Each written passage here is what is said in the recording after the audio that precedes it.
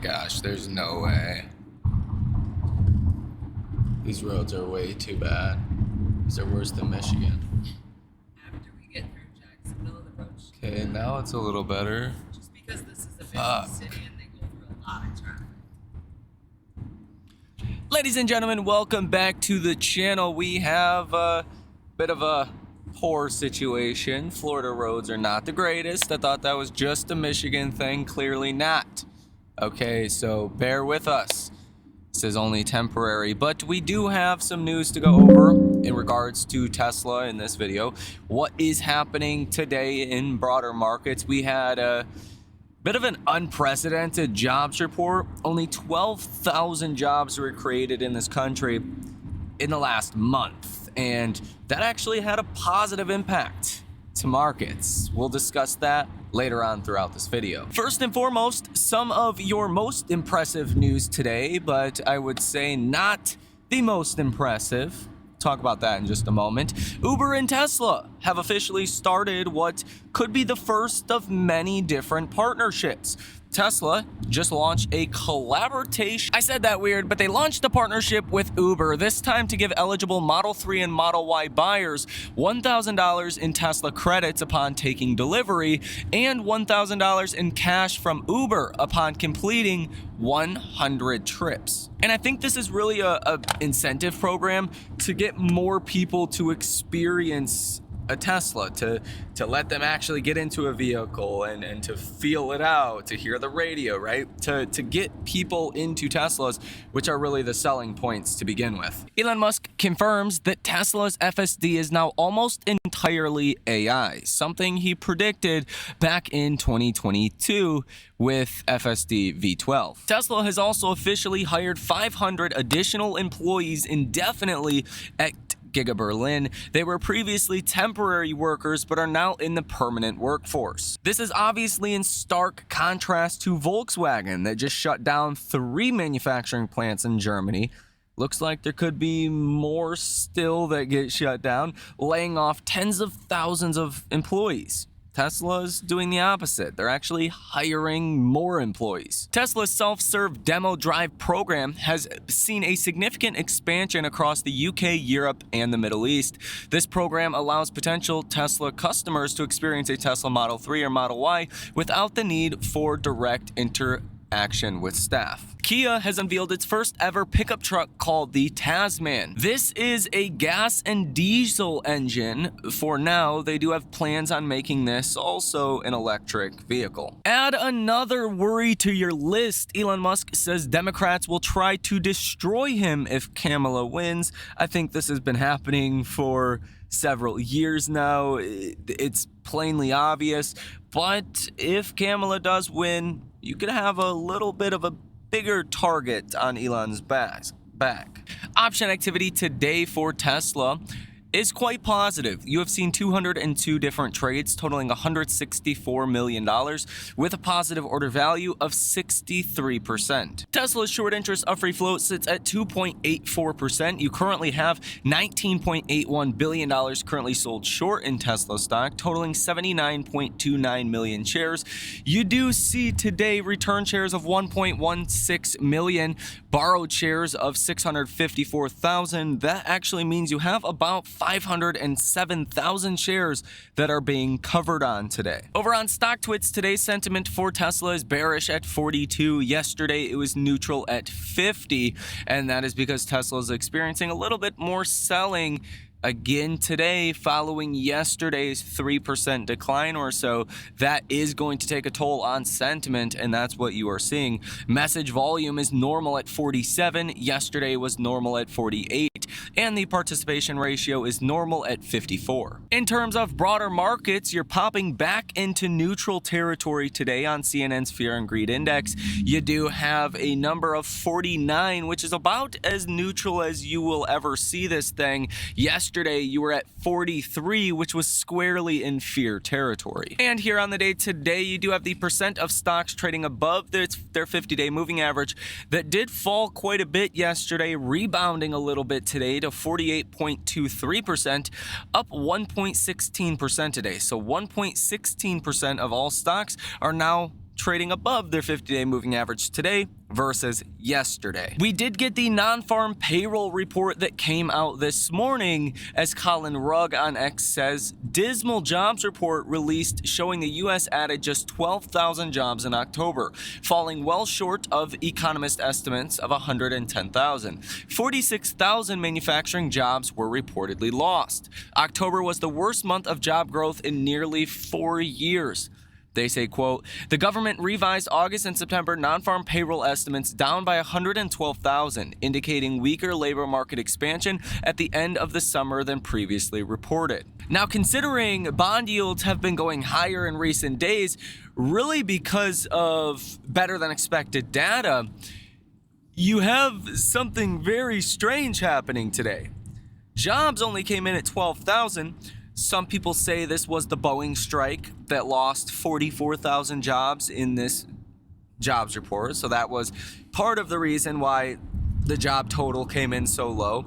But either way you really want to put it, this was not a super great jobs report, right? This was not good, no matter which way you want to put it. 10-year Treasury yields today up 8.5 basis points, breaking out to 4.369%. What's going on? Even when we get a dismal jobs report, 10-year Treasury yields continue to go higher. And that's really the big thing that is weighing on Tesla's stock, and really the equal weight S&P in its entirety. I mean, it's really these rise in 10-year Treasury yields that continue to pressure markets. If you take a look at the RSP is up 0.2%, but nothing like the S&P that is up 0.6% today.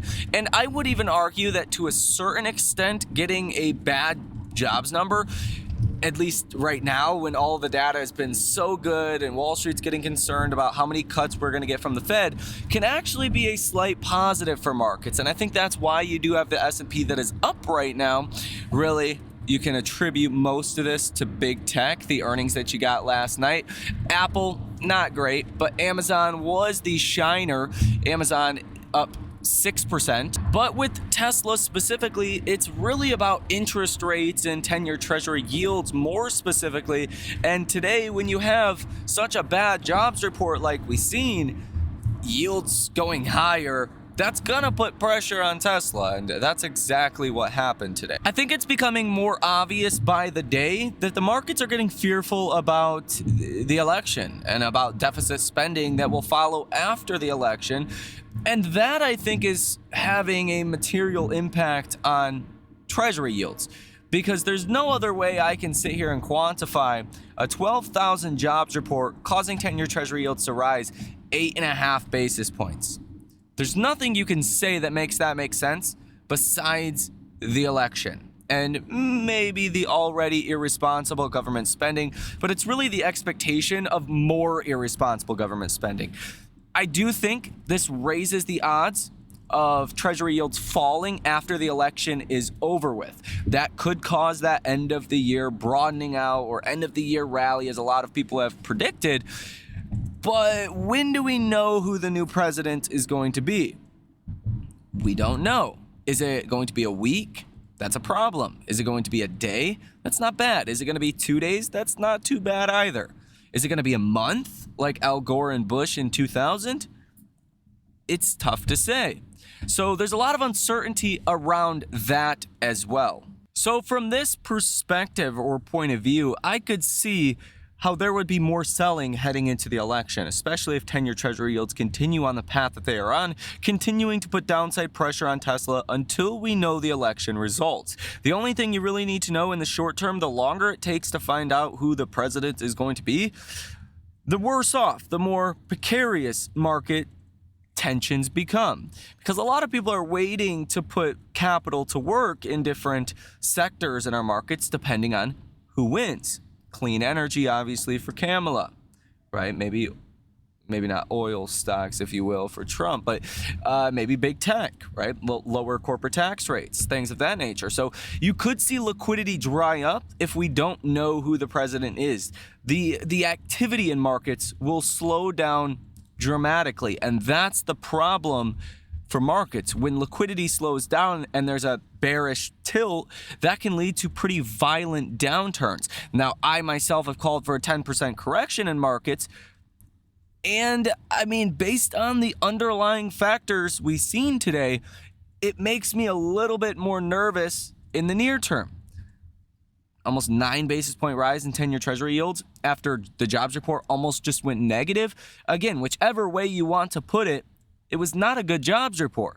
Doesn't matter. Hurricane, Boeing, leave all of that out, and you still would have missed the expectation by a mile that Wall Street had, which was over 100,000 jobs. So from that perspective, the markets are really not acting very normal or rational to what you would expect to see. And under my belief, it's only a matter of time before you see that irrational activity projected in markets. I actually think earnings season so far has been pretty good. I don't think there's, besides the recession argument, a good reason to be negative on stocks right now. I don't think inflation's coming back. I don't think if Trump wins, as the markets are pricing in, we're going to see higher inflation, higher deficits. I don't think that's realistic. I don't even think the whole tariff argument's realistic. It's a negotiating tool. It's not something that's going to cripple the economy like some people think. So from one aspect, Wall Street's just way too fearful. Wall Street kind of they don't have these things figured out the way that we do. So in the longevity of the sense of our markets, I don't think there's anything to worry about unless the economy weakens further. The economy did decisively weaken further in the jobs report that we seen today. Again, no matter which way you want to put it, that leads more credibility to the hard landing scenario, but I don't think we're going to know if we're in a hard landing for a couple of months. So in the very short term, next week, when we find out who the president is, hopefully it's next week, I think markets are going to rally on that. If we don't find out who the president is next week, we're going to have a major problem on our hands. Thus, Tesla is going to have a major problem on its hands as well. Now, there's also the argument to be made if the markets believe the whole Trump tariff situation, higher deficits, higher inflation, the bond market could freak out even further. And, like you see today, it's not that big of an issue. Yes, Tesla's trading lower. A lot of stocks are trading lower today. But you're breaking out to a new high on 10-year treasury yields we have not seen in many months. And it's not the worst that we're seeing. Yesterday was a worse day for stocks when treasury yields were not breaking out the way that they are today. So to some extent, if Trump does win, treasury yields could become more unhinged, and that would be a big problem. So really, in conclusion, while I think freaking out about what's going on in markets right now, what's going on with treasury yields, is probably not too warranted longer term, because I think the markets are ultimately wrong, and I think treasury yields are going to fall. We could actually be facing deflationary pressures, which are not great. Whether or not we have a hard landing because of that, I think is to be continued.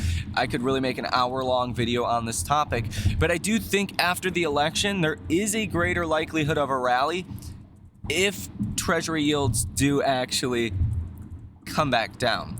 After the election, after that uncertainty is out of the way, then markets are going to look and say earnings were good. The election uncertainty is out of the way. The economy's not falling apart, at least right now.